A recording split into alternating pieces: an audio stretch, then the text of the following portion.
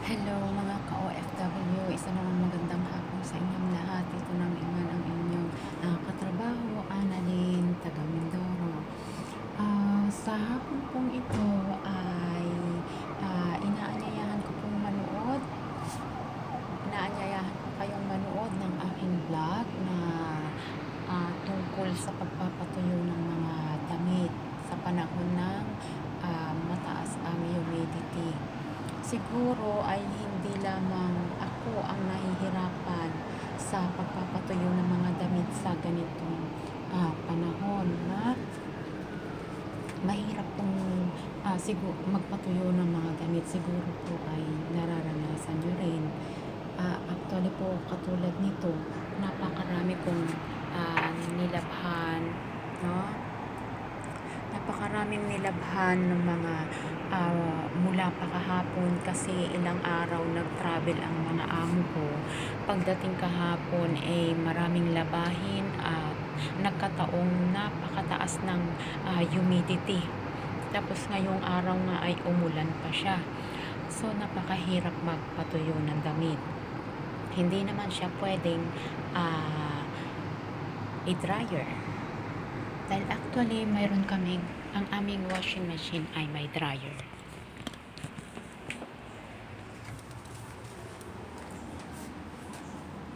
May dryer siya. Yan, may dryer siya. Lalagay dyan sa cotton. And then, switch on. And then, dry only. Pipindutin niyang dry only. And then, itong drying setting. And then, ilalagay mo dyan, papakita dyan kung ilang minuto gusto mong i-dry yung damit na gusto mong i-dry. Pero, hindi lahat ng damit ay pwedeng i-dryer. Katulad na lamang ng ganito. Ito po ay hindi pwedeng i-dryer kasi liliit siya, no? Mag-shrink ang kanyang tela. At saka itong mga pang formal na mga shirt ay hindi pwedeng ilagay sa sa dryer, I mean. Kasi masisira siya or liliit. Katulad nitong mga ito, yung mga spandex, mga ito hindi sila pwedeng ilagay sa dryer. Itong mga ganito hindi pwede, no?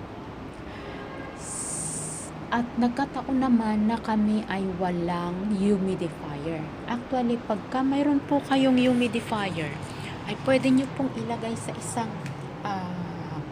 room or sa bathroom na hindi busy ginagamit, hindi gaanong ginagamit sa buong maghapon. Pwede ninyong ilagay doon ang inyong humidifier. I-close nyo lang po, i-down nyo lang yung takip ng toilet bowl nang sa ganun hindi mahigop ng humidifier yung tubig ng toilet bowl, ano? At doon isiset ninyo yung humidifier machine o kaya sa room, much better sa mga room na hindi gaano ginagamit, ano? Lalagay nyo doon ang inyong wire rack, yung hangiran, no? Mayroon tayo dito mga tinatawag na mga wire rack. Wala lang kami dito kasi ang wire rack namin ay naka-install yan sa taas, yan, naka-install ang aming mga wire rack. So doon, pwede ninyong i-open ang inyong humidifier machine nang sa ganon ay makatuyo ng damit sa buong maghapon. Lalo na po yung may mga bata, ano? Mayat maya nagbibihis ang mga bata. So, sa araw-araw ay napakaraming labahin pagka may mga bata kayong alaga. Dahil danas ko po yan dati. Sa buong maghapon ay napakarami kong labahin. Lalo na yung may mga maliliit na mga babies. Lahat yun ay laging nagpapalit ng mga damit, yung mga towel niya, yung mga gamit ng mga babies ay kailangan laging malinis, nilalabhan at kailangan matuyo siya sa maghapon nang sa ganun hindi ka matatambakan ng mga basang damit. At pagbasa kasi magkakaroon siya ng amoy, ano? At pag mga ilang araw hindi natutuyo, eh may tendency na magkakaroon siya ng mga itim-itim na molds sa damit. Yun ay napakahirap ng tanggalin yun pag yun ay tumapo sa damit. So, at saka mabaho. Ano mabaho? Mahihirapan kang matuyo. Pag bumaho yun, lalabhan na uli. Kasi napaka iba ang amoy niya pag hindi natuyo gaano yung damit. At kahit na planchahin mo yun, hindi yun matatanggal ang amoy. So, yun nga, kami ngayon ay walang humidifier. At yung iba, naririnig ko. At saka pwede nyo pong i-comment below kung ito po ay naranasan nyo. Yung pong paglalagay ng mga damit sa likod ng ref. No? Kasi yung likod ng ref ay mainit. Yung singaw ng hangin na galing sa likod ng washing machine, ng refrigerator, pasensya na po, mali-mali na. Yung init sa likod ng refrigerator ay madaling makapagpatuyo ng damit. Yun ay kung allowed po kayong gawin iyon at kung mayroong gap doon sa wall at sa inyong refrigerator. Anyan, sa amin ay wala at hindi ako allowed na maglagay ng kung ano-ano diyan dahil ang aking amo ay napaka-strict sa mga tidiness. So allowed lamang akong magsampay dito sa laundry room, na hindi ako pwedeng magsampay sa mga bathroom, kahit na may pwedeng magsampay doon sa shower curtain. Hindi pwedeng, ako ay hindi pwedeng magsampay doon. Hindi allowed ang ganun kasi ayaw ni amo ng ganun. So dito lamang sa room na ito ako pwedeng magsampay.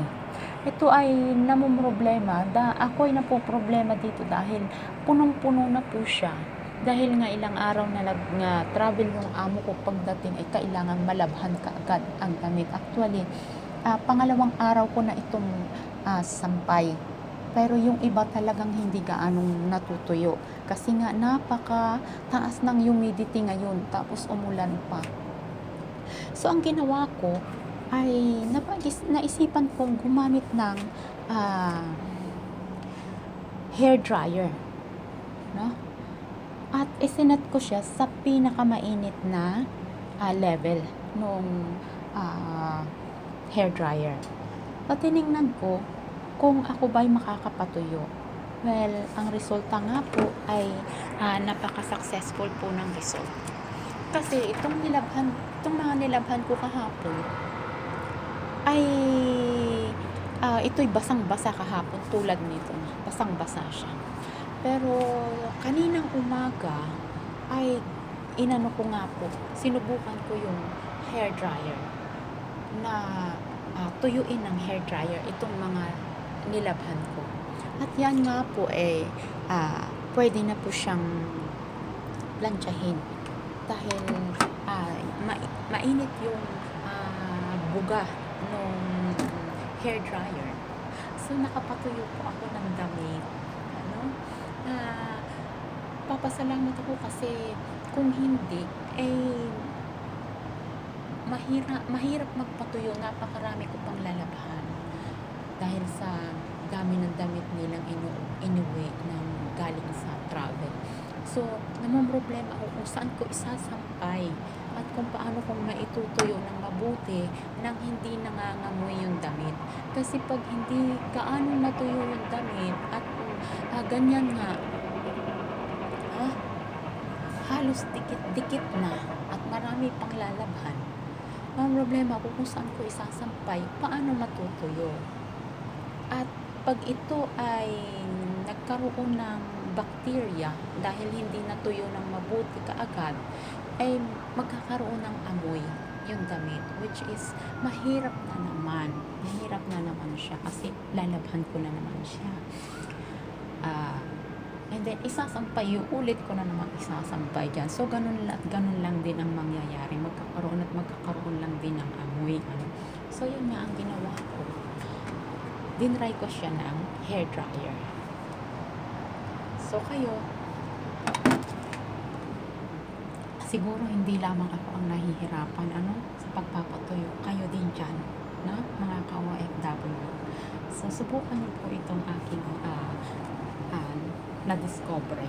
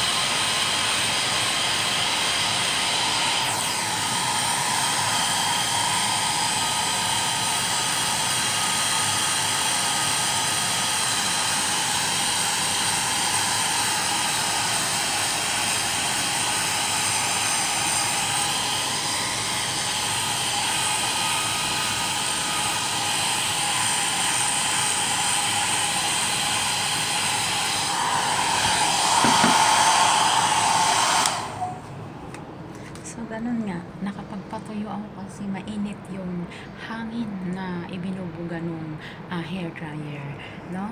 At madaling makapagpatuyo ng damit. So, sa ganun kong na paraan, hindi na ako gaanong mahihirapan na at hindi na magkakaroon pa ng bakterya yung aking mga sinampay at mapaplansya ko na siya mamaya-maya lang, na madali siyang matuyo kasi nga mainit at naka-full yung sa number yung hair dryer.